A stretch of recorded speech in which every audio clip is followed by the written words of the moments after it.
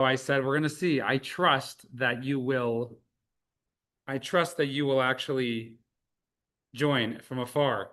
So I give them the link. It's nice to see that they are joining live. I give them the link. It is our YouTube live link. Anyone could join. But all right, now let me just get that ready. Great, close that.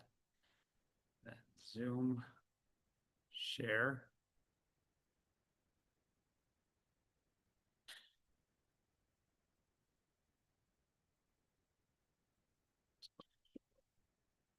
Beginning.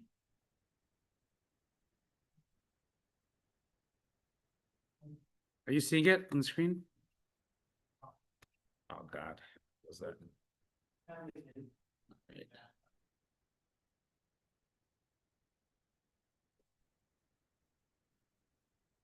Let's get this.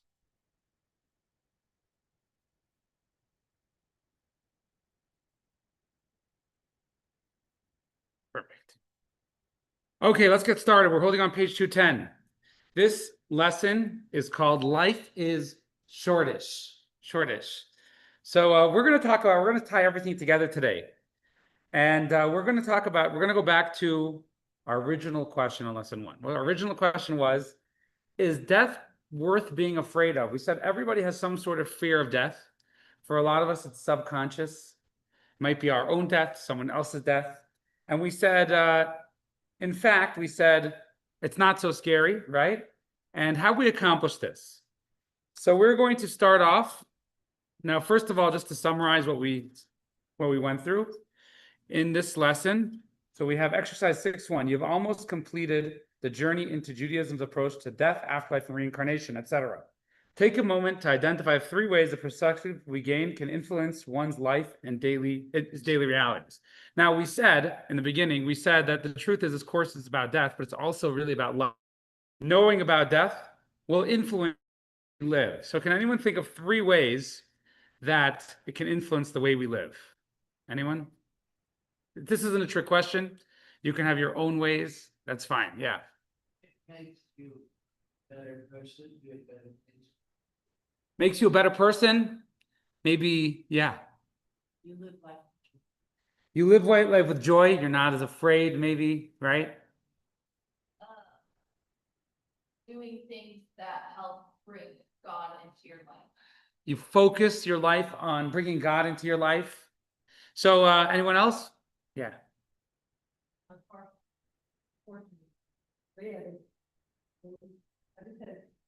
See life, see death, see beyond. Yeah. You can transcend our short life, right? Because well, so sum it up. We got 3 major points. The first major point I would say we made was the soul is the real me. We're really souls, and our bodies are just garments, vehicles that we go to life for a short time, maybe multiple times, in order to do things which are beneficial for the soul, beneficial for God. We also covered, and this really includes a lot of ideas, the body is a temporary container. So we spoke about at the end of the first class, we said, we had that song, right? Where he says, where's all your beautiful furniture? He says, well, where's yours? Well, I'm just passing through. And the rabbi said, I'm also just passing through, right? We're just passing through life. And our bodies are temporary container. Our soul is the real us. And then we mentioned the soul experiences great pleasure when it goes back, right? Our soul goes back after we die, after 120. There is what we said we go to the next stage of our journey. We go back to the spiritual realms. We're able to experience the relationship that we caused, the relationship that we triggered with God during our lifetime. So after this, hopefully we're a lot less fearful of death. And, we can actually be kind of liberated, right? And we can view our life in a way with more meaning. So why is thinking about death crucial to living a life of meaning? So this is, if you're going to want to throw out some ideas there, and we'll talk. Well, then after that, we'll go through some other ideas. Yeah.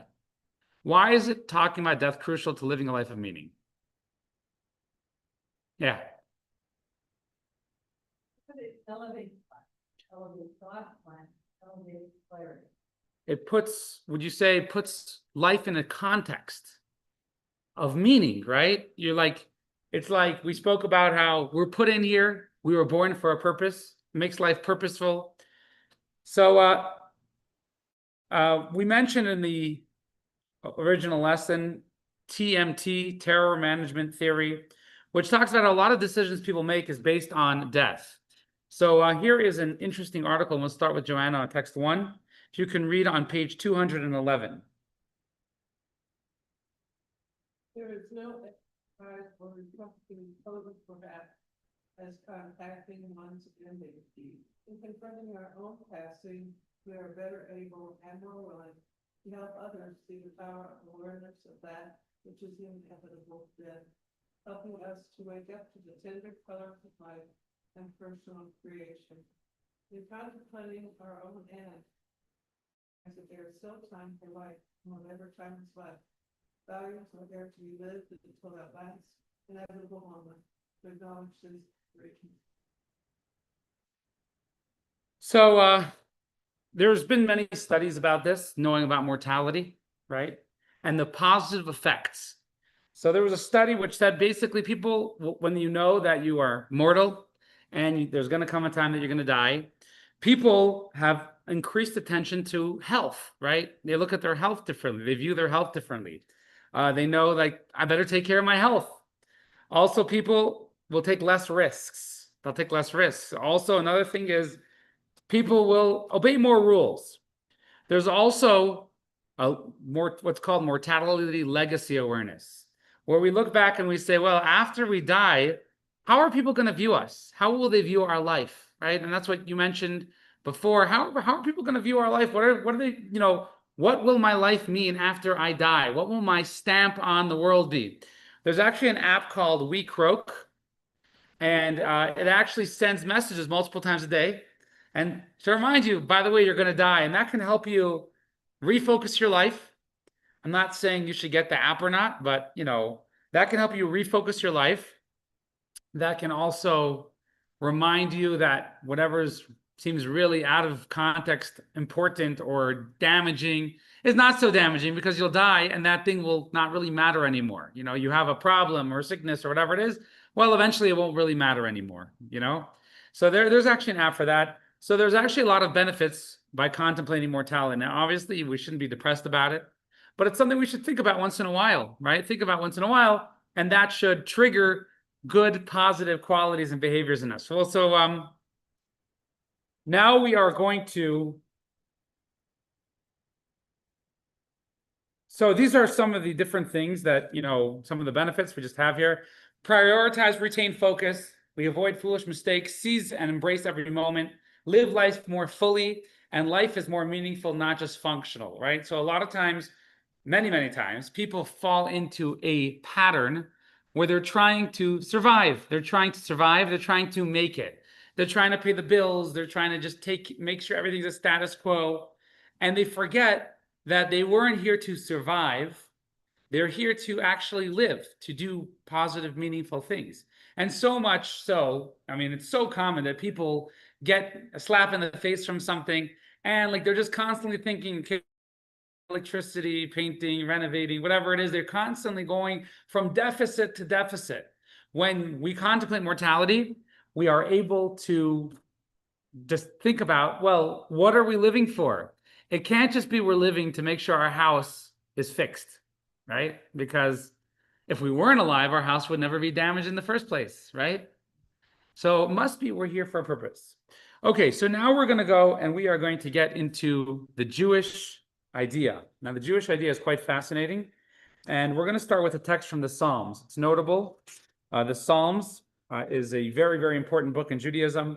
It's King David's prayers, and they are sometimes quite deep, quite difficult to understand.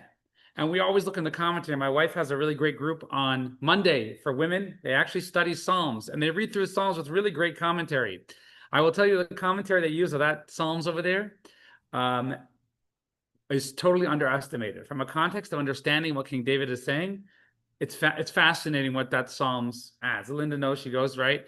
It's fascinating, the commentary. It's deep, deep, deep messages and deep cries of his soul. So we're going to start for something from King David. And actually, we're going to see, we really can't really understand what he's saying. And then we're going to look in the Talmud and see how the Talmud explains what he's saying. So would you read text 2:8? Be agitated and do not sin. Verbalize within your hearts upon your beds and be forever silent. So what does this mean? It's actually quite difficult to decipher, right? Be agitated, don't sin, verbalize within your hearts, upon your beds, and forever silent. So the Talmud actually explains this really, really well. And the Talmud is passing down King David's interpretation, the interpretation of his words, so we have them, we can understand them. Can you read 2b? We should always agitate our good inclination against our evil inclination, as it is stated, be agitated and do not sin. If this vanquishes the evil inclination, all is good. But if not, we should occupy ourselves in Torah study, as it is stated, verbalize Torah teachings until they enter within your hearts. If this vanquishes it, all is good. But if not, you should recite the Shema, as it is stated, upon your beds. If this vanquishes it, all is good. But if not, we should remind ourselves by the day of death, as it is stated, and be forever silent. So this is a really, really great excerpt in the Talmud. Let me try and explain what it's meaning quickly. So first of all, it says you should be agitated. What does agitated mean? Well, life is a battle. It's always a battle between doing the right thing and the wrong thing, the selfish thing and the altruistic thing. So everyone has a good side, an evil inclination, and a bad side, an evil inclination, and a good side, the good inclination. And you always got to be conscious of that battle. You know, sometimes we forget and we end up doing something wrong or selfish. But what if that doesn't work? You're trying to control yourself to do the right thing, and it's not working. So King David says, well, the next thing is, if it's not working, it means that you have to start studying more Torah. If you study Torah, that clears your mind and sets you up to be a holier person, sets you up to be a more refined person, and now you should be able to overcome the battle, right? You should be able to overcome the battle. Well, what if that's not working? You're trying to study Torah and it's not working, or you're not studying enough Torah and you're still struggling with doing the right thing. So on that, King David says, you have to say Shema. Now, what is the Shema prayer? The Shema prayer is a prayer that declares that God is everything. You got to remember, God's with me in the room, right? God's with me in the room. He's everywhere. He sees what I'm doing. He knows what I'm doing. He knows me. He wants me to do what's right. And if you say Shema, that will help you not do wrong things, not do self-centered things. What if that doesn't work? So, talking about Shema, I mentioned last night, there's a story with the fourth Lubavitcher Rebbe, I believe. He was once traveling and a wagon driver was taking him, a couple hundred years ago. And the wagon driver was passing an orchard and the Rebbe was dressed in simple clothing. He didn't recognize he was this grand rabbi.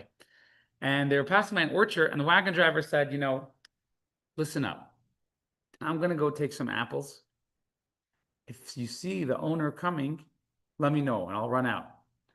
So he goes in and he says, he starts taking the apples and the Rebbe says, the owner sees.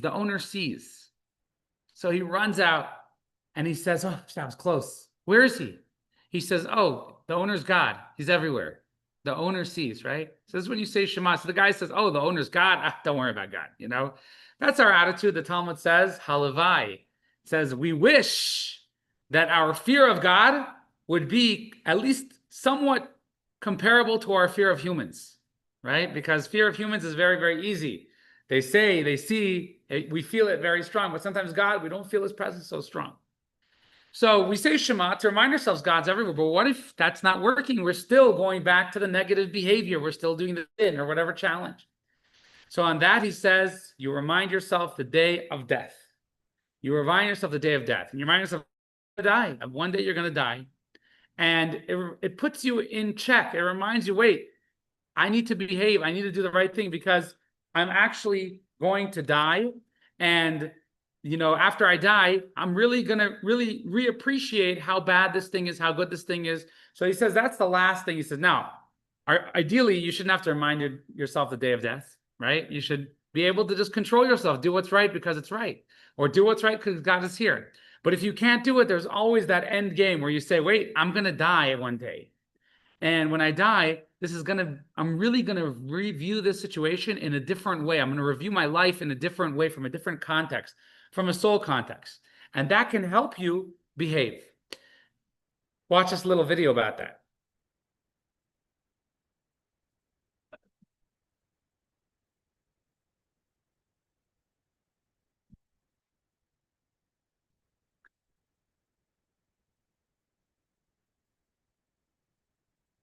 Dynamite, from the ancient Greek term for power, is a potent material indeed.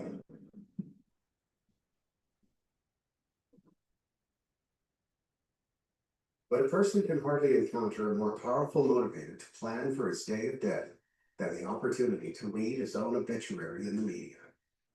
Alfred Nobel was a 19th century Swedish chemist and engineer with 350 different patents. He owned 90 factories that manufactured armaments and was the inventor of dynamite.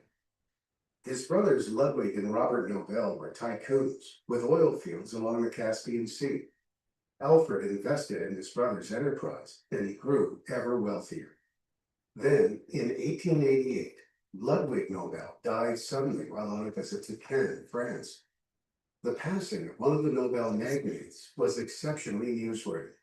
In their haste to hammer out the headlines, the French newspapers misidentified the deceased, mistakenly reporting that Alfred Nobel had died. Alfred was shocked to read of his own passing. He was deeply disturbed at the far from flattering obituaries.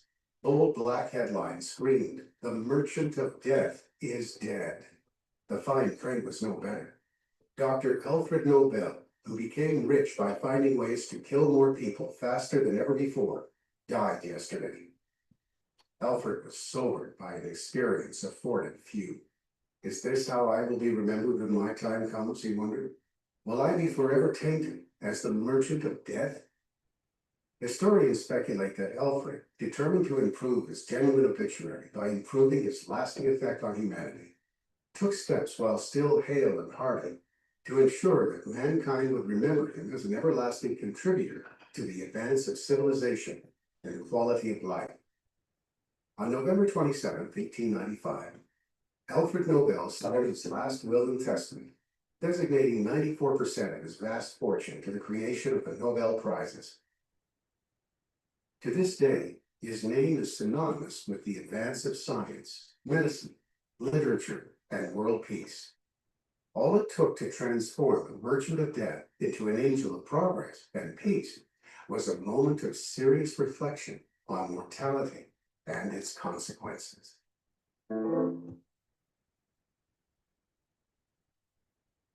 So we're all aware of where we're headed, and we know where humanity's headed. Every individual, everybody dies.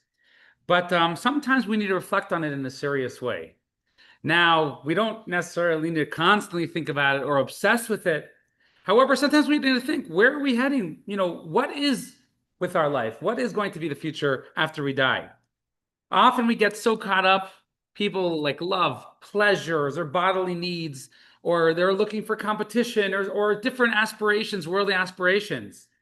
But the truth is that's not what we're really after. We're really after our soul, what our soul needs. And this is what thinking about death can remind us. It can realign us and remind us, hey, our life isn't about these things we're chasing or the whole world is chasing, because those things don't matter, right? Our life is about our soul, what our soul needs. There's a term that you find a lot of times on social media, YOLO. It means you only live once. Or you have people what are called bucket lists. Bucket lists are things you do before you kick the bucket. Now, really, those ideas are not really so Jewish. Bucket list is like, hey, you only live once. You gotta get whatever you can done in this life. Have you gone skydiving yet? Have you gone on this cruise or seen that thing? You got to do it before you die. The truth is, in Judaism, that's not so important, right? That's not so important, because life isn't about you having good experiences or good, enjoyable, or pleasure, or becoming famous. That's not what life's about, or making a lot of money. Life's about how you connect to God, how you connect to God. That's really what life's about. So this is our first lesson about how we should view our lives by thinking about death. It should realign us and say, hey, this is what I'm after in life. I want to, when I die, I want to be able to say, this, I did this mitzvah, I did that thing, I affected this person, I affected that person in a good way, I accomplished this connection with God. That's what we want to get to. Now, this obviously shouldn't cause fear or dread, but it actually can be very, very freeing. Do a quick meditation for today, our last meditation of this series.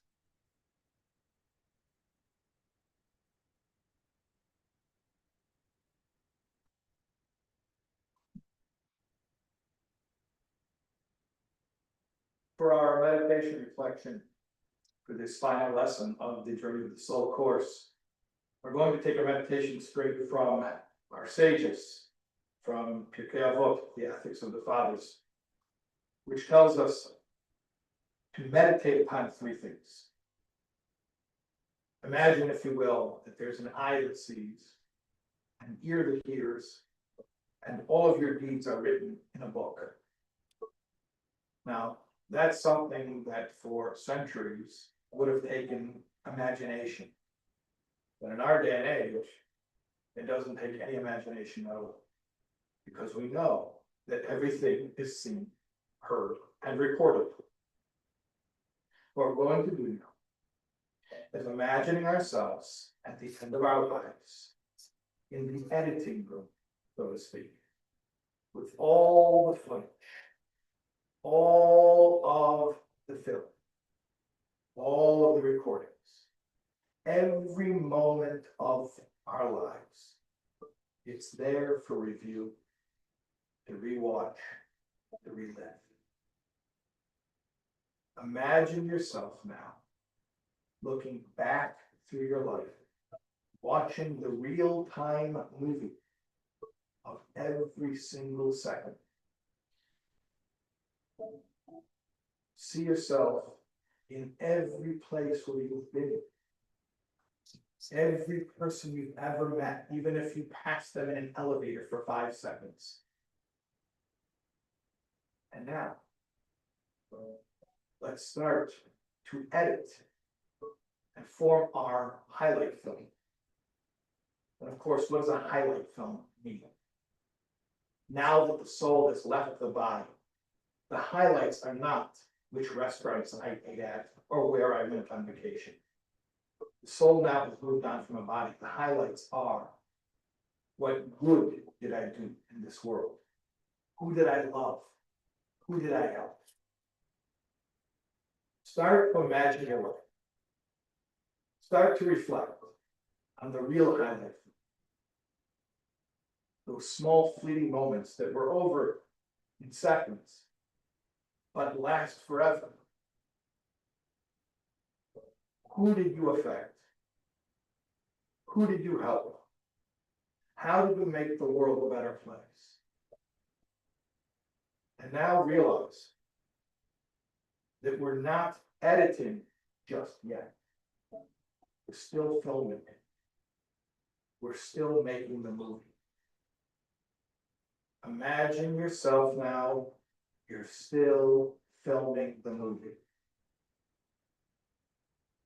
Visualize it. You're in the director's chair. What scene will you direct?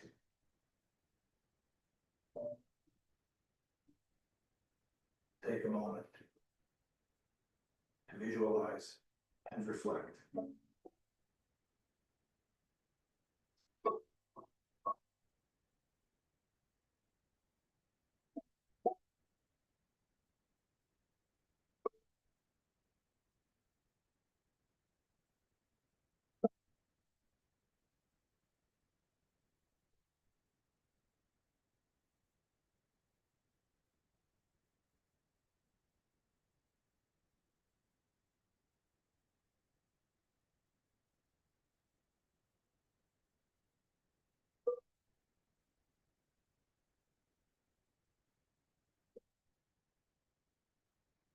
All right, we're holding page 214.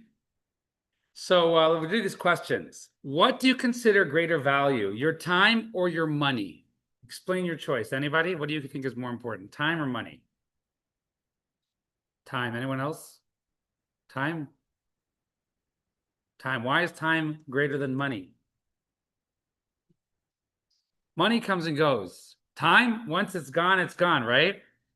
So here's question number 2. Are you living in a manner that's consistent with the answer you just provided? Well, let's get into this a little bit. We'll read this interesting proverb, Jewish proverb, text 3.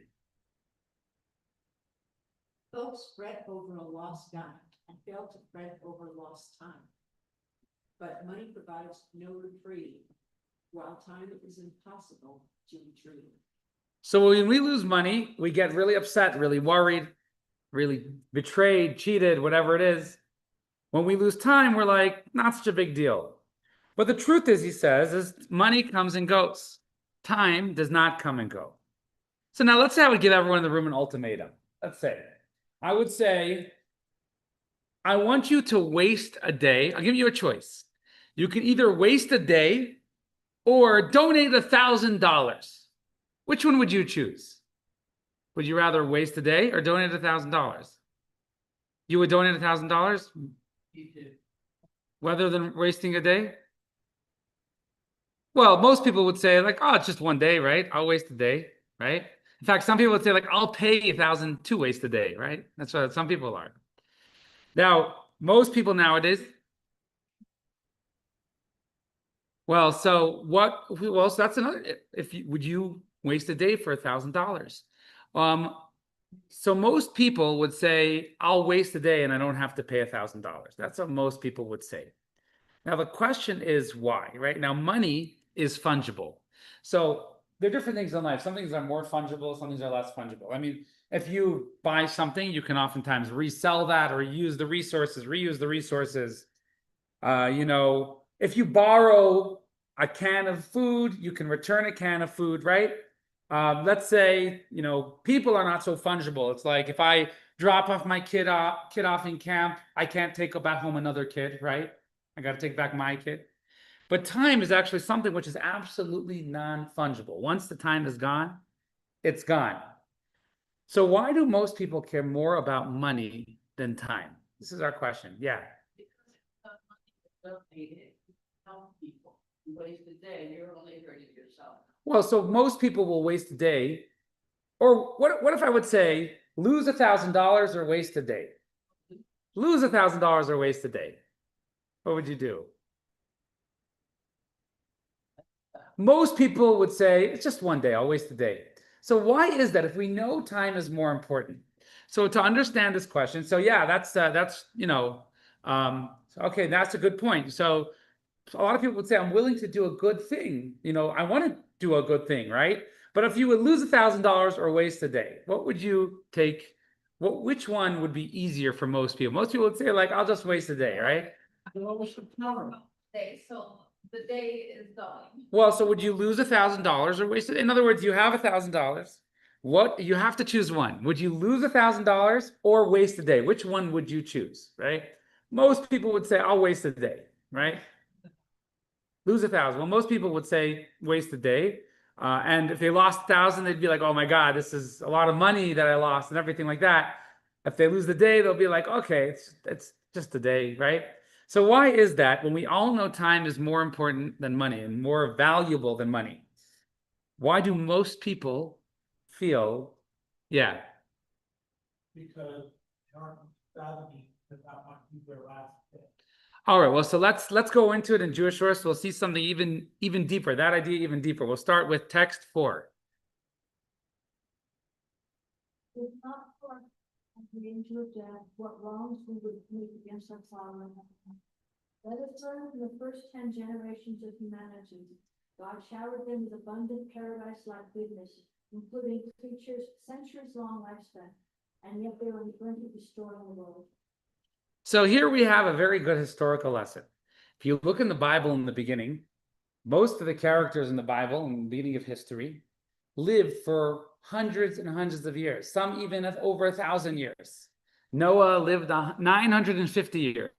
He had children when he was 500. His children went on the ark when they were 100, when he was 600, right? Can you imagine bringing his kids? He said they're only 100 years old relative to how old you could live, right?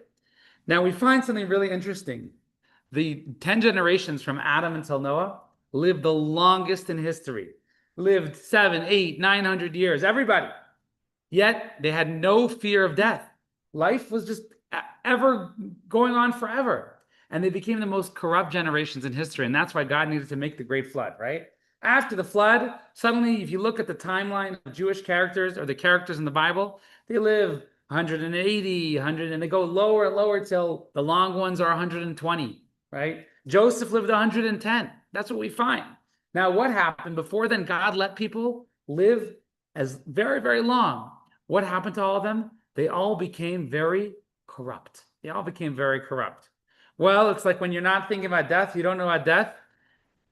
You start focusing on your desires. There's no rush to do anything. There's no rush to do anything good. You start focusing on your desires and aspirations. Time becomes dispensable. Why do it today? You could do it tomorrow. A lot of people in the world, on some level, they have some level of procrastination, right? They have some level of procrastination. They push things off. Well, why do they push it off? Because I don't need to do it today. I could do it tomorrow. I could do it later. What's the rush? Life, the timeline of life becomes the timeline of life becomes endless, right? Death frames life in a limited amount of time. And we know it's important to get things done because we don't know how long we're going to live. In addition to the fact that even if we live a long life, it's not so long. They become disconnected with what life is truly about. They become so self-absorbed in how long they're living, they forget what life is truly about. And then most of all, we have distractions from our true mission. So this is actually what death helps. Death not only helps us know what life's about, but it helps us feel the sense of urgency. We got to do it now. We can't push off. In the Talmud, Rabbi Eliezer said, repent one day before you die. So the student said, well, how do you know when you're going to die? He said, you don't. Repent today. Live life to its soul's fullest potential today because you don't know when you're going to die. Nobody knows when they're going to die. We know that we can't push off. We got to take care of our mitzvahs. We got to do our mission in this world. We got to study our Torah, do our mitzvahs, whatever it is. Here's an interesting, so mortality gives urgency to us. It reminds us that we have things to take care of and we don't have time to push off. Here's an interesting text about a kid named Miles Levin. In 2005, he was diagnosed with a rare cancer and was very, very aggressive. He only lived a couple of years longer, but he wrote a lot of different posts for his family and friends to update, and he wrote a lot of lessons. And here's text 5. Where are we holding? Ramona, you just read? All right, so you want to read text 5. I went to the driving range the other day, and I was thinking how you start out with a big bucket of golf balls, and you just start hitting them carelessly. You have dozens of them. Each individual ball means nothing, so you just hit. One ball gone is practically inconsequential when subtracted from your bottomless bucket. There are no practice swings or technique reevaluations after a bad shot, because so many more tries remain. Yet eventually, you have to reach down toward the bottom of the bucket to scavenge for another shot, and you realize that tries are running out. Now, with just a handful left, each swing becomes more meaningful. The right technique becomes crucial. So between each shot, you take a couple practice swings and a few deep breaths.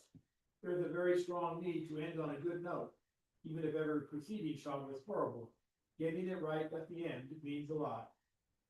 You know, as you tee up your last ball, this is my final shot. I want to crush this with perfection. I must make this count. Limited quantities or limited time bring a new precious value and significance to anything you do. Live every day shooting as if it's your last shot. I know I have to. I found out today 5-year survival rates are just 30%. So bottom line is life is too short, right? It's too short to waste your time.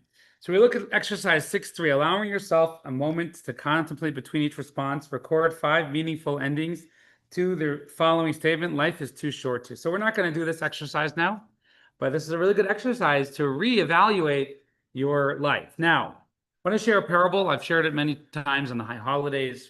Some of you may have heard me share this parable, but it's a very powerful one. It's a very powerful story. It's an old Hasidic parable.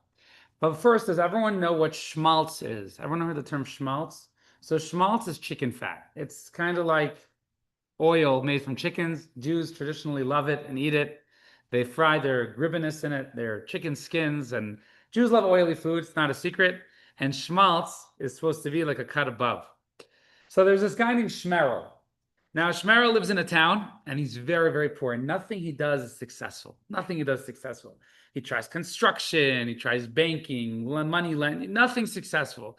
Everything he tries to do, landscaping, whatever thing he tries, and his family's very, very poor. He's very, very, he's struggling a lot.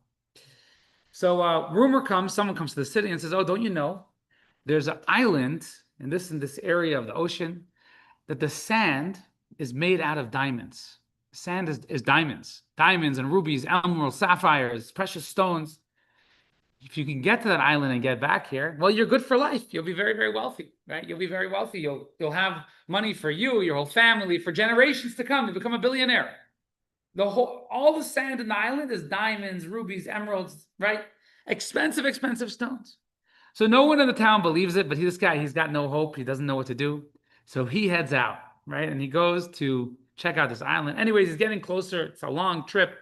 And he sees the sand in this island far away. It's shiny, it's glowing, right? Sparkling. So he gets there and indeed he finds it. There's an island full of diamonds. It's full of diamonds and sapphires and rubies. It's amazing. The sand, right? This plain sand. Sand is nothing, right? Sand is worth nothing. The sand is precious stones. So he fills up his pocket and he sees some people over there. Says, do you know, is there a place I can eat over here? A restaurant or something like that? Yeah, there's a restaurant over there. So he goes to the restaurant and he says, give me the best you got. I want Wagyu steak and I want fine wines. Just bring everything out. In fact, put everything on my tab. So they hack up a good bill and then they say, okay, here's your bill. So he's like, you know what? I'm not going to pay the bill. I'm gonna give you something much more. Pulls out a handful of diamonds from his pocket, puts it on the table, says, keep the change. The guy looks at him and says, why are you putting sand on the table? So he says, what do you mean? This is not sand. This is diamonds and ruby. This is precious stones. You know how much I'm giving you millions of dollars for my meal. He says, we don't care about precious stones here. Those aren't precious stones. Those are everywhere. Look outside on the ground, on the street. Those are everywhere. He says, what do we pay with? He says, schmaltz, chicken schmaltz. Chickens are very, very rare. Schmaltz preparation is even harder. He says, you pay with chicken schmaltz. That's what you pay with here. He said, I don't have any chicken schmaltz. He said, let me speak to the owner. Comes back. He said, I spoke to the owner. He said, you're going to have to work your way, to pay this. So he starts working there, washing dishes. And he realizes he's pretty good at it. And he finds new ways to wash more dishes. And he realizes he's actually a chef. He becomes a very, very good chef. Next thing he knows, he owns the restaurant. He owns a whole chain of restaurants. He's very, very successful. And he's amassed a fortune of schmaltz. His whole house is full of jars of schmaltz, boxes of jars of schmaltz. So he has tons and tons of schmaltz. I mean, millions of cans of schmaltz. And finally he says, look, I've been here 2 years. It's time to go home and bring the wealth back to my family. So he goes, he fills up a ship, he heads back to town, and they come to greet. They heard that he's very successful, he's very wealthy. And lo and behold, he comes with a ship full of schmaltz. He says, schmaltz, what do we need schmaltz here? We have chickens here. Look, the chickens in the street. That's our regular, we need so much schmaltz. And look, it's already going bad. It's already smelling bad. What do you have so much schmaltz? We don't need that. Suddenly he remembers that when he left, the currency was for diamonds, right? He was looking for diamonds. And here is schmaltz. Schmaltz is worthless here. I mean, it's worth a couple dollars. That's it. It's nothing. He goes, he searches through his shoes, and maybe he has extra diamonds, a little put together, a couple diamonds. Oh, here's what I have. So the same thing is with the soul. The soul comes down to the world on a mission to collect diamonds. What are diamonds? Diamonds are Torah study and doing mitzvahs, doing good deeds. That's why we come to the world. We come to the world for opportunities. When we're in the world, we say, oh God, the rabbi caught me. I got to give some tzedakah. But our soul actually comes down to the world. It's looking for a diamond. What's a diamond? A diamond is someone helping another Jew, helping someone, bringing them closer to Judaism, doing a mitzvah, eating kosher, Shabbat. That's what the diamonds are. The soul comes down to the world. The soul's in heaven. They can't do any mitzvahs there. He says, finally have opportunity. In the world, there's mitzvahs everywhere. There's mitzvahs everywhere. This is the promised land. He comes down to the world, and what is everybody chasing in this world? They're chasing schmaltz. They want money. What's money worth? They want fame. They want popularity. They want to go on vacations. That's what everybody wants in the world. They want to retire young, whatever it is. They want to feel financial stability or any type of stability. That's what everyone's chasing in this world. The soul comes down and he forgets he's looking for diamonds. What do you mean? You gotta live in this world. When in Rome, act as in Rome. He goes, he starts chasing in his body, he starts chasing all these things, and he starts chasing and obsessing. This is what I need, that's what I need, this is what I need that toy or that thing or that car. Then when he dies, he goes back to heaven, and they say, wow, did you find the diamonds? Did you do the mitzvahs? Oh, one time I did this mitzvah, I prayed to God one time. I think I did that once. I think, right? It's the same thing with everybody's soul. When we come down to this world, we oftentimes lose sight of our goal. We forget what our soul is after, right? It's very difficult to chase diamonds when everyone says, hey, you're chasing schmaltz. We got to chase schmaltz here. The schmaltz is the currency, right? It's very difficult to invest ourselves in diamonds when everyone's chasing schmaltz, right? We want to compete. We want to be with everybody. We want to compare ourselves to them. But the lesson is we always have to refocus and remember that our life is actually about chasing those diamonds, chasing the Torah and mitzvahs. We got to use opportunities to study Torah, do mitzvahs. This is what life is about. That's what our soul is looking for. And this is our answer. This is why people chase money over time. Time, we say, well, time's not so important. And anyways, we'll always have another day. We could do it later. I waste one day. What's the big deal? Money, don't you know? Money's the currency. Money's power over here. Money does stuff, right? The truth is, it's exactly the opposite. Our soul comes down and wants to use every moment our soul comes down and wants to use every moment to serve God. Every moment of time. The worldly things, for a short term, you're in an environment where everyone's chasing it, so you forget about what our soul really wants. And this is a lesson, this is really truthfully a lesson of how we need to view life. We have to remember and focus and remember that our life, when we die, we're going to see how many diamonds we have. That's what we're going to bring to our heaven. That's what we're going to experience, our diamonds. We're going to be grateful for every diamond we do. While we're alive in this world, it's only natural. We follow what we see, when we follow the waves of what everybody's doing. But our goal is to remember every day and think about how what we came down is for diamonds and what we're going to leave is diamonds. I said this story a few times during the course. I'll share it one more time. We all heard of the Rothschilds being a wealthy Jewish family. They started off, actually, the first Rothschild was an Orthodox Jew, a very, very fantastic story, how he did a big mitzvah, and he really felt, he sacrificed a lot of money for a big mitzvah. And he really felt that was the origin, that was the source of his wealth. And that's what he told his children. Anyways, when he died, he had his big estate, and his children, he left a will for them to be given to them after he dies. So he dies, the next morning, they get this will, and they open it up. And it says, please, my last will is I want you to bury me with my socks on. Now, in Jewish law, we're very particular about burial. We spoke about we don't cremate, and then there's all these layers of Jewish law and what we're supposed to wear when we're buried. And they go to the rabbi and say, well, he wants to be buried with his socks. Rabbi says, no, can do. So can you think about a way to do it? Look, does he have to be wearing them? Can he just put them in the grate? No, he has to be wearing, it says wearing my socks.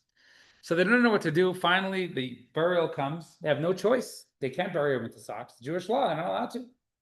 So they apologize to their father and they bury him. Feel terrible. But on the other hand, what's their dad? What's this obsession with the socks? So what happens is about a month later, one of the butlers come and says, well, your dad left another message for you. They give after 30 days. So they open the message and it says, see, children, when you die, you can't even take your socks with you. Can't even take your socks with you. It says, use our wealth wisely. Be philanthropic, use it wisely. So this is a very, very powerful lesson for today. When we contemplate mortality, it's not just about, hey, we're not going to have any time to live it up anymore or anything like that. It should arouse in us that we should remind ourselves, well, what did we come here for and what are we leaving for? We're coming to get the diamonds. We're coming to study Torah, do mitzvahs. We're coming to do good deeds in the world. Be a good Jew. That's the diamonds. That's what life's really about. Everything else is schmaltz. It's just that for this time, it smells so bad. It smells so good, but afterwards, it doesn't matter at all. Money can't buy you anything in heaven, but it can buy you things in this world, right? You can use it for things that are valuable in heaven. And this is our lesson about contemplating mortality. Now we're going to change subject. We're going to talk a little bit about retirement. So retirement, actually, in Judaism, is not such it's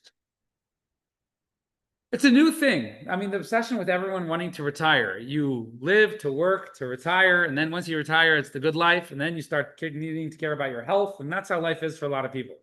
In Judaism, truth is retirement is not really a value, and we're going to read text 6. We read text 6. Rabbi Yeshua. Rabbi Yeah. Yoga stated, those who are married in their younger decades should nevertheless remarry in their old age. Those who had children while they were young should continue to have children in their older years. So it is stated, so you're seen in the morning and do not withhold your hand in the evening. For you do not know which will prosper, whether this one or that, or whether they will be equally good. Ecclesiastes 11:6.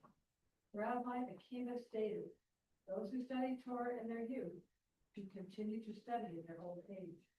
Those who had disciples in their younger years should continue to have disciples in their seniority. So it is stated, sow your seed in the morning. So first and foremost, if something is good and valuable, it doesn't matter what age you are. You always got to do those good things, right? That's the Jewish belief. Whatever you value during your life, you do more of it as you get older, right? But not only that, retirement can sometimes be detrimental for health. We'll read text 7. Retirement can cause a drastic decline in health, according to a new study. Research by the Institute of Economic Affairs found that both mental and physical health can suffer after retirement. The study, Work Longer, Live Healthier, the relationship between economic and health government policy shows there is a small boost in health immediately after retirement, but that over the long term, there is a significant deterioration. It suggests retirement increases the likelihood of suffering from clinical depression by 40% and the chance of having at least one diagnosed physical condition by about 60%. Probability of taking medication for such a condition rises about 60% as well. According to the findings, people who are retired 40% less likely than others to describe themselves as being in very good or excellent health. So, you can go through the graph here after you retire. It's good to work with all the kvetching and all the complaining people do when they're working. It's a good thing to work and be active. Now, what do you do if, your skill set, you're not able to do it anymore, right? It might be too hard for you. You may have aged. So these are different ideas that we find in Judaism. In the article we just read, the physical health there can be a physical health decline and a mental health decline. Now, truthfully, in Judaism, we view the elderly as a gift to society. After somebody retires, they can find places to volunteer. Nowadays, there's a whole new realm of it. You can do it online even. You can teach people other languages. There's all sorts of different things people do. Another thing, there was a program I remember at one point, there was somebody that I knew, and they retired and they were teaching an Israeli kid. They had this program, they were teaching an Israeli kid English. And that was this program to be paired with somebody, teach them English and it was, volunteering. Everybody gains experience. When you're older, you have experience. All experience is valuable. Sometimes experience can tell people what to do. Sometimes experience can tell people what not to do, right? But that experience is very important. You can mentor people. You can share your experience. And something that never goes away, which is something really important. One of the things we spoke about last week is we said that every soul has a mission to study all 4 layers of the Torah and reveal their part of the Torah. You can always study Torah. Now in America, in Western countries, there's the idea of studying is kind of devalued. It's like people study to make money, right? You go to college to make money, to get a job, right? But the truth is in Judaism, studying Torah is a value on its own. To have a Torah brain, right? It's part of your mission in the world. Doesn't matter who you teach or you don't teach. You don't need to market what you studied. You can just study it for the sake of studying it. And that's actually the best way to study. And when you do that, you actually bring yourself and the world closer to God because you're fulfilling your mission. So you can always study Torah. Nowadays, there are so many places to study Torah. You can come to classes here, but you also have online thousands and thousands of recorded classes, live classes, podcasts, articles, thousands of books in every language on Torah, right? And we can always use our time to study Torah, find ways to study Torah. And this is something that we can always do. We don't have to, so to speak, retire.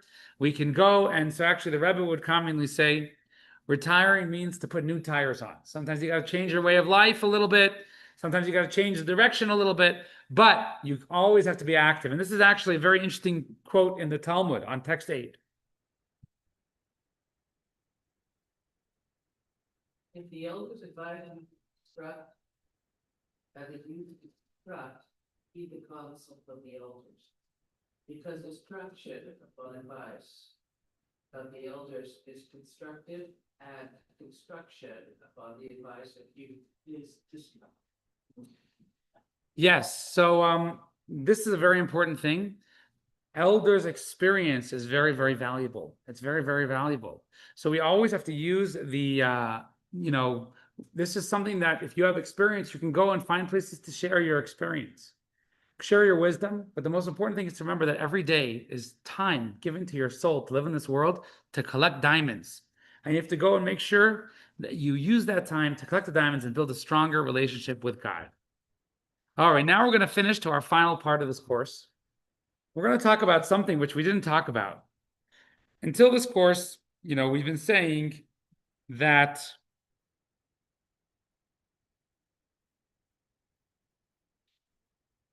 until this day, we have been saying that death is inevitable. Everybody dies. But the truth is death isn't necessarily inevitable. Does anyone here know the history of death? When was death created? Anyone know? Well, let me tell you something about death. It's kind of a conspiracy thing. Death wasn't always around. There's actually a history to when death came about. Death was not inevitable. Originally in the world, there was no death. And talking about the history of death, one day death was created. And that's what we're going to talk about. It's a very interesting story. No one knows the story? Very fascinating story. Okay, so we're going to read text 9a. If you can read text 9a. It takes us all the way to Genesis chapter 2, right at the beginning of creation.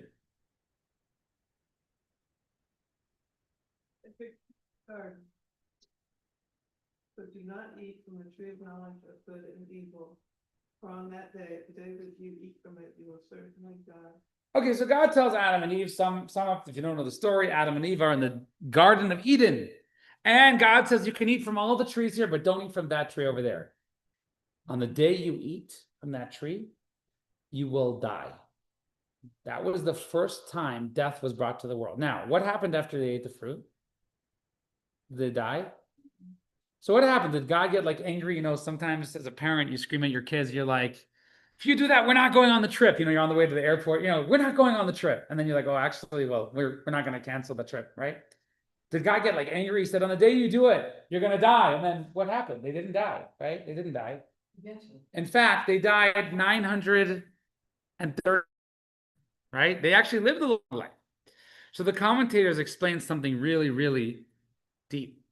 They say, until that point, Adam and Eve, they weren't meant to die. They weren't supposed to die. They were supposed to live forever. Death wasn't supposed to exist.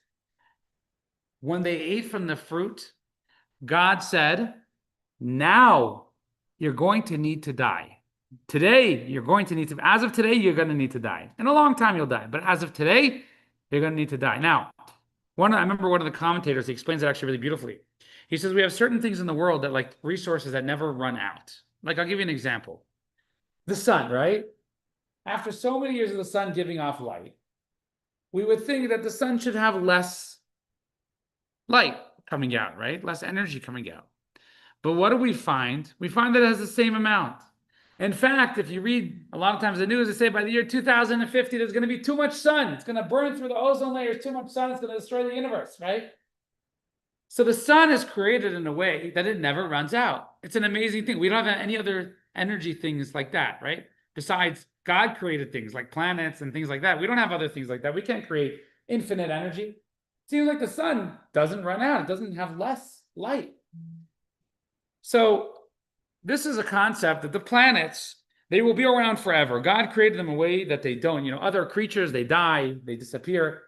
Now you would think, what is the most important creation? Humans, they're in the image of God, right? It's so important. Humans should live forever. Well, the truth is we were meant to live forever. What happened is when Adam sinned, God brought death to Adam. He brought death to Adam. And we'll read this next text. You want to read text 9b? But the sweat of your brow shall eat bread until you return to the ground, for you were taken from it. For you are dust, and you will return to dust. All right, so this is what God tells me. He says, now you got to work hard, and you were created from earth. You weren't supposed to go back to earth. Now you're going to have to go back to dust. Now you're going to have to die and decompose. Now, so the truth is we find in the Torah that death is actually a glitch in the perfect system. We're supposed to live forever. Adam was supposed to live forever, and death happened. They sinned, and God created death. Now, furthermore, we find that in the prophecies of Isaiah about the coming of Mashiach, read text 10, what he says. Text 10. Yeah. God will eradicate death forever and wipe the tears off every face. We have a prophecy that eventually there'll be no more death. People will live forever, right? Eventually we'll return to the way it was before. Now, in our class, let's think about this for a second. We said, well, death isn't so bad. It's a stage for the soul. It's moving on. It's hard for the family, the relatives, the people who are living in this world still. But for the soul, it's not so bad. It's going back to its original native condition, right? That's what we said. And we explained that death is when you get to go to paradise and live and experience the result of all the good things you did, right? But here it seems like, wait, death is actually a punishment?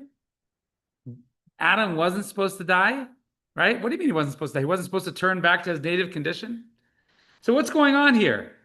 Seems like, is death negative or positive, right? For until now, we've been saying, well, death isn't so bad. It's a new stage. You're not gone. Now we're saying that Adam caused death by sinning. So what is it? So to understand this, we have to explain a little bit what life was before he died. Why is it? What happened when they ate the fruit? What happened when they ate the fruit? So before sins, life in the body was just an extension of the soul. The body was not independent of the soul. The body was connected to the soul, and it followed the soul, and it felt the soul, and it lived like the soul on this earth. The body was an extension to the soul. What happened was, so the body actually had no self-identity. Its identity was the soul's identity, right? Nowadays, we said we feel we are our bodies, right? And that's why we chase after schmaltz, right? And that's why we live lives the way we do. That's why humans live. We don't see our soul. We don't feel our soul. But before Adam did the sin, the body and the soul were in total sync. They were totally connected. The body was totally selfless. It just felt what the soul wants. Now, just like the soul only wants to do what God wants, and the body wants to do what it needs for survival, that's what the bodies want, right? Before, the body just wanted to do whatever God wants. The body had no identity of self, no feeling of ego, no feeling of self-interest. His identity was, I'm here for God, I'm here for the soul, just like the soul. The body had no ego, right? The body had no ego, and therefore there was no conflict of interest between the body and the soul. We spoke about how there's body wants body things and soul wants soul things, right? And we spoke about it in the first lesson. We said, try and live your life in your body for your soul. That's what it's about. That's the challenge, right? That's what it's about. But before Adam's sin, the body had no identity. It was totally living for its soul. Now, what happened was, when Adam did the sin, the body suddenly became conscious. It started feeling separate. It started feeling itself. It started acting out of self-interest, self-desires.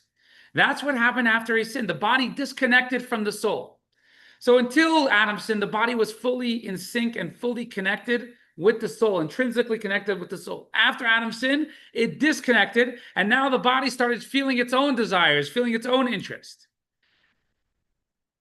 And the body started being able to go against God's will. So we'll read text 11. This is from a discourse of the Rebbe about this. Very, very interesting. The condition of death that was introduced to the world through the sin of the tree of knowledge was a natural consequence of the very sin itself. To explain, life is associated exclusively with holiness. Unholiness, on the other hand, is death. As a result of the sin of the tree of knowledge, unholiness, spiritual death, mingled with the human identity, from which the condition of physical death is a natural eventual consequence. So let's explain this. What is physical death? Death is the soul and the body separating. When the soul leaves the body, they separate. Now the body's dead. The body gets its energy from the soul, right? That's what we explained in lesson 2. The body gets its energy from the soul. Death is when the soul and the body separate. Now, what is spiritual death? Spiritual death, think about it like this. Spiritual life is when you're living and you're following God's values. God is the source of life. You're following God's values, so you're spiritually alive, right? If you disconnect from God's values and you do your own self-interest things, you are separating from the source of life. You are following your own values. You're not following God's values. You're separating spiritually from God's values. Now, actually, this is how physical death comes apart. When Adam did the sin, he spiritually died. He went against God's values. He separated his values from God's values. That caused his body to separate from his soul, right? His soul follows God. Soul wants to follow God. The body wanted to follow God. Adam was challenged. God gave him a challenge. He fell for the challenge. He separated himself spiritually from God. He did a sin. He turned his back on God.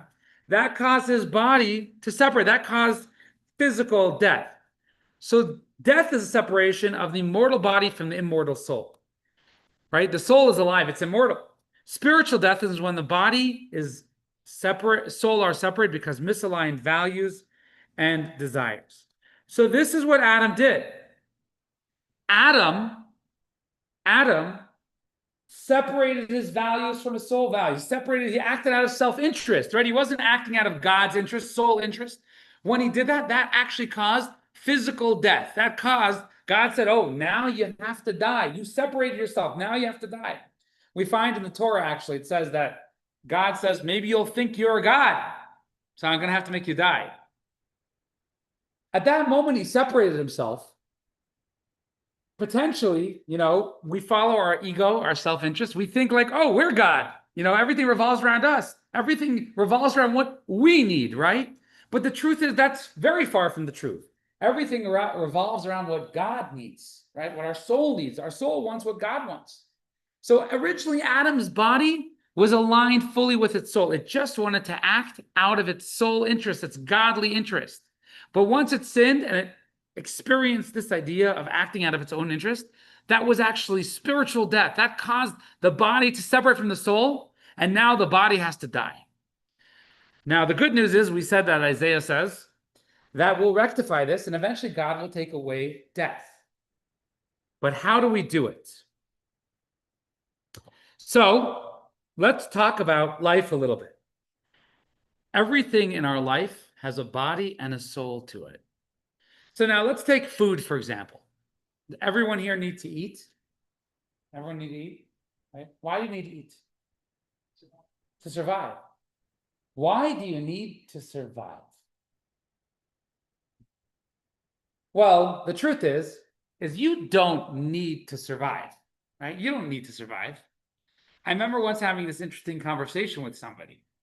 There was someone at my Shabbat table. They were very, very, they were very vegan. And we were eating chicken or something like that. And they looked at me and said, how could you eat that?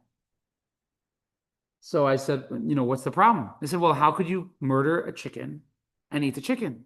How could you do that to the chicken? So I was looking at them and I said, they were eating like Salad. I said, how could you eat that? You murdered a vegetable. You murdered a vegetable. So they said, well, the vegetable isn't like a chicken. It doesn't have feelings and emotions. So, well, how do you know? Just because you don't see it, are you allowed to hurt people if you don't see that they're hurt? Just because you can't see someone's feelings, are you allowed to hurt them? No, that's bullying, right? You're not allowed to bully. How could you bully that cucumber? How could you do it? You don't see that it's hurt? How do you know? Maybe it's, well, let's ask the question ethically another way. What makes your survival better than the cucumber? Right? What makes your survival better than the cucumber? Maybe you should die and the cucumber should live. Oh, the cucumber is going to have a shorter life. Like, who are you to judge that? In fact, what makes your survival better than any other object? Maybe you should die and that thing should survive. Oh, it's dead already? How do you know it's dead already? Maybe it's alive and you can't see it. So the truth is that's a really valid point. Why should your survival trump something else's survival? Well, the answer is actually in the Bible. God says, the world is mine. It's my stuff. You're mine. I created you. I want you to use this to do your mission, to do your soul's mission, right? So the truth is human beings don't need to survive. Who are we already? We don't need to survive. We need to serve God. God needs us to survive. God wants us to survive. So when we survive, when we eat, who are we eating for? Eating for ourselves. If we're eating for ourselves, what makes us better than what we're eating? I mean, that's called bullying, right? We think we're better than our food. We're not better than our food. Who says? Who's the judge of that?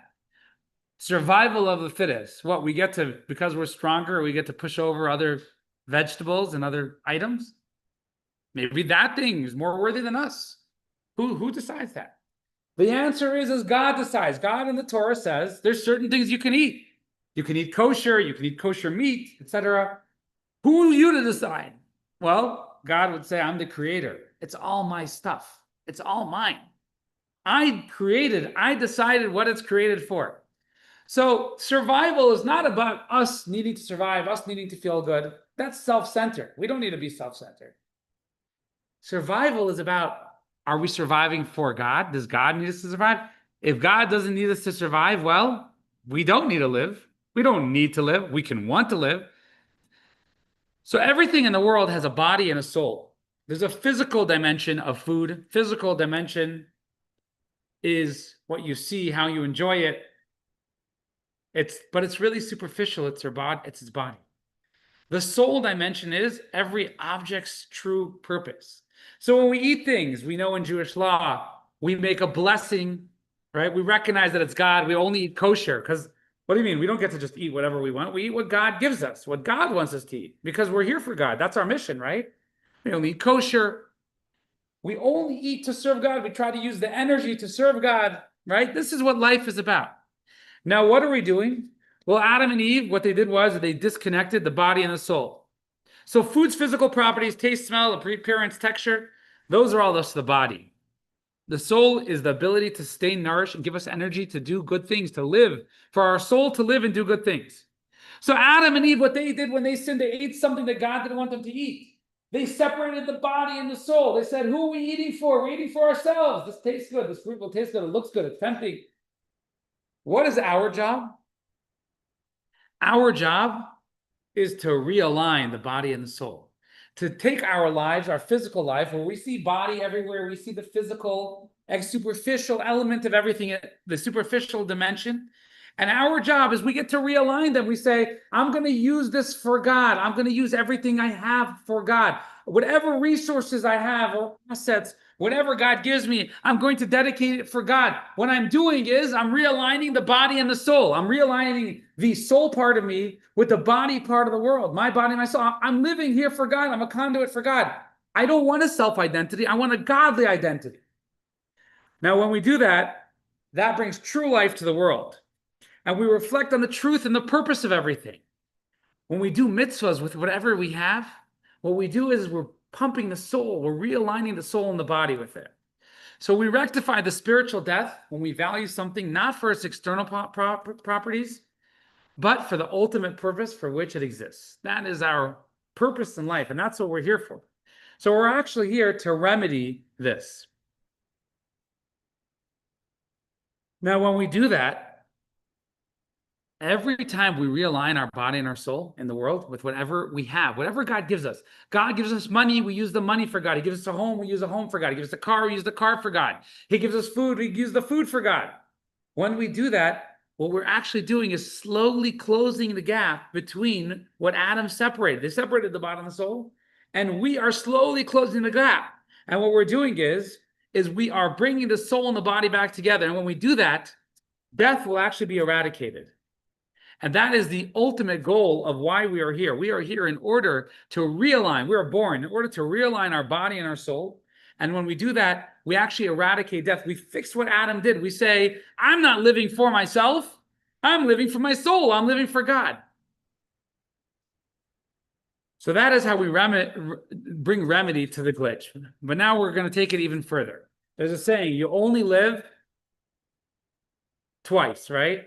Because Jews believe in the resurrection of the dead. We believe that, and actually resurrection of the dead is actually very, very important. It's one of the fundamental beliefs in Judaism. Maimonides composed what a lot of people actually say it every day. There's 13 beliefs which are fundamental in Judaism. And we're going to read one of the fundamental ones, text 12.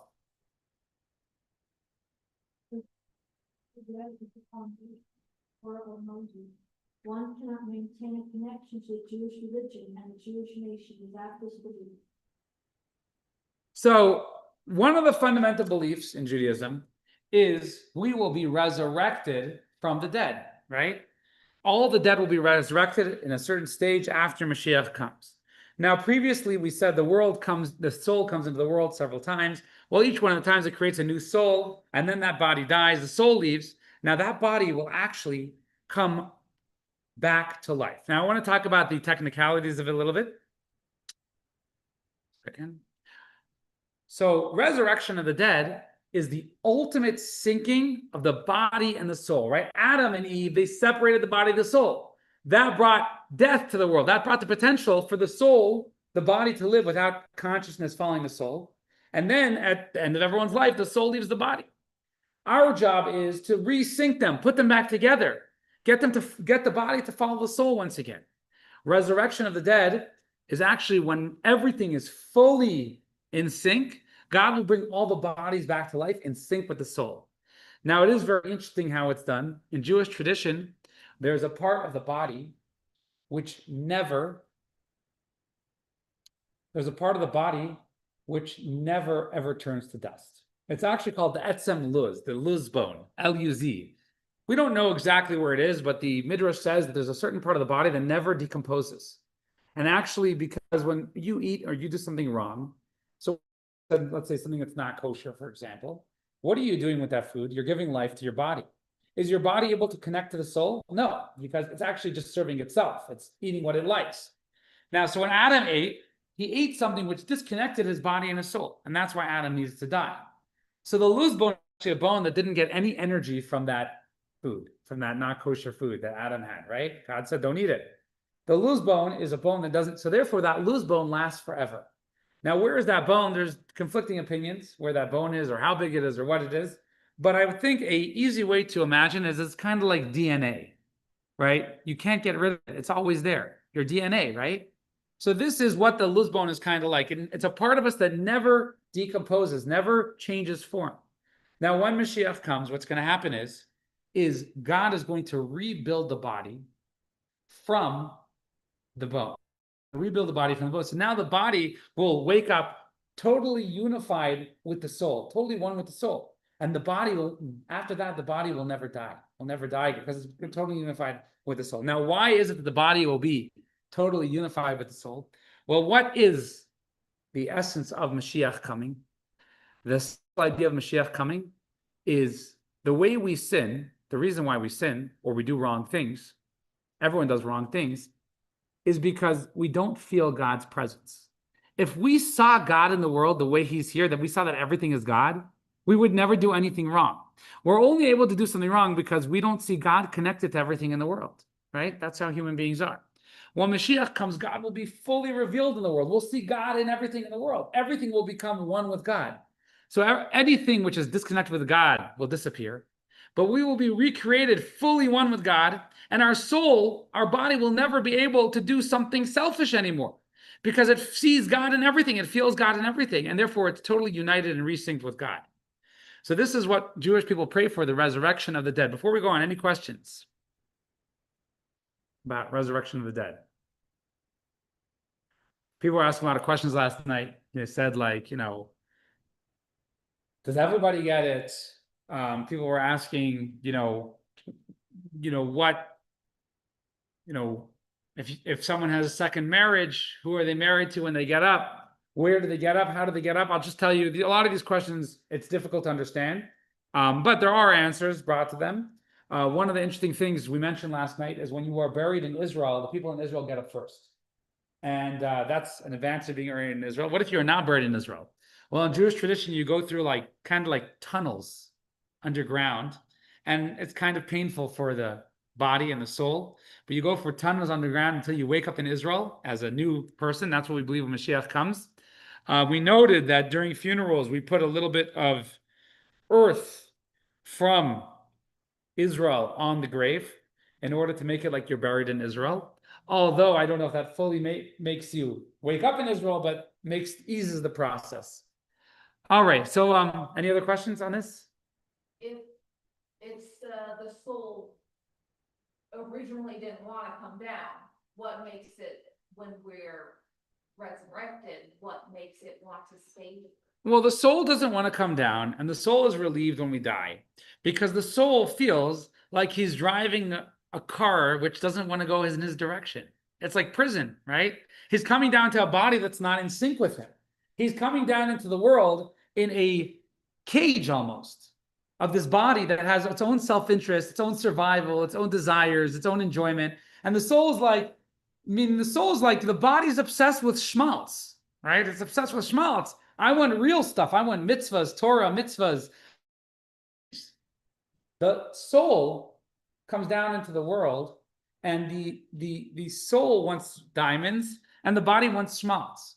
When Mashiach, when we, in our lifetime, when we remind ourselves that we don't really want the schmaltz, we really want the diamonds of the soul, what we do is we realign our soul with our body. Now, during our lifetime now, that can be very, very challenging. In fact, someone might say, are you stupid? You're wasting your money. You're buying a lulav and etrog for $300 for Sukkot. Are you stupid? You're wasting your money. Don't waste your money. So it's a challenge nowadays. It's a challenge. Believe me, in America, one of the biggest challenges is tzedakah. In the olden days, people will give a lot of tzedakah. In America, people have a hard time because it's like in America, we live in a society where it's all about how well we did. When we talk and someone says, I did well, what is he talking about? Usually he's talking about his business. His business did well, right? But for the soul, I did well means I did a lot of mitzvahs.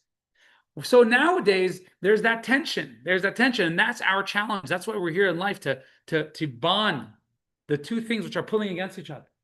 When Mashiach comes, it's going to get up and there's not going to be tension anymore. The soul will be unified with the body. The body will follow the soul. The body won't care for schmaltz anymore. The body's going to look at food and say, wow, what great energy to use to serve God, right? That's how the body's going to view physical things. All right. We're going to finish off with a beautiful letter. So this is ultimately how we abolish death. Now, we spoke about a few lessons ago in lesson 3, we spoke about that we tell somebody after, when we're comforting somebody in the Shiva house, we say, may God comfort you with the mourners of Zion, right? So we said over there, just like the temple in Jerusalem was only destroyed on a physical level, but the spiritual, the soul of the temple can't be destroyed. We said, we tell the person, they died, their body died. Their vehicle died, but their soul can never die.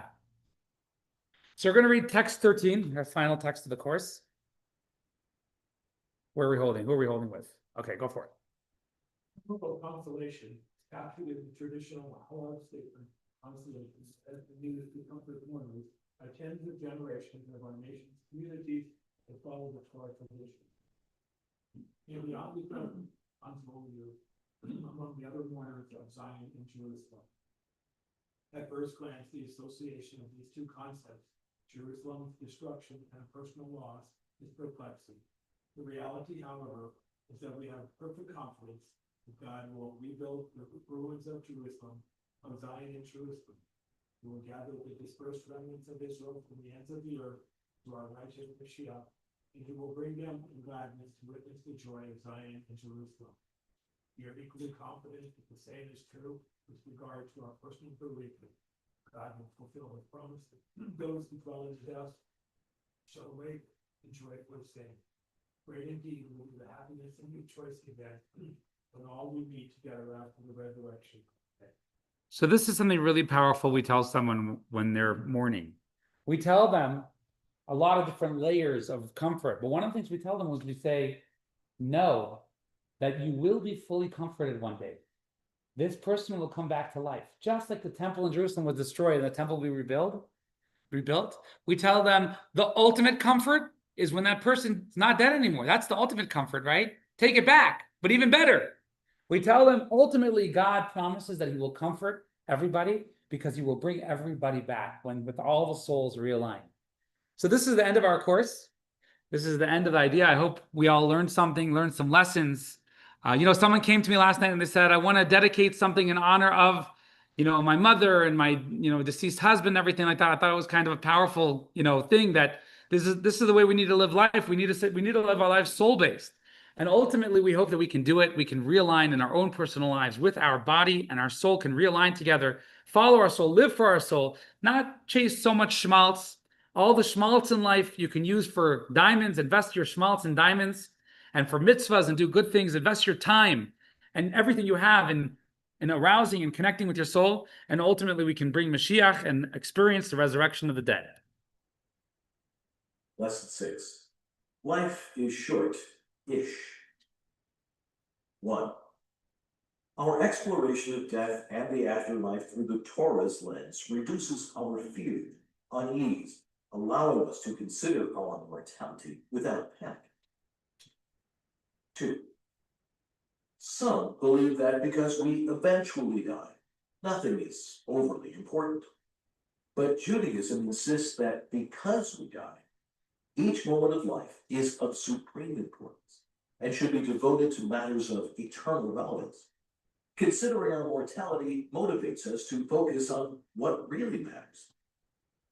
3. Our natural illusion of immortality spurs us to consider time as dispensable. We care more about wasted money than wasted time. Reflecting on life's finitude replaces this illusion with an urgency to take advantage of each moment. 4. We are designed to be productive beings.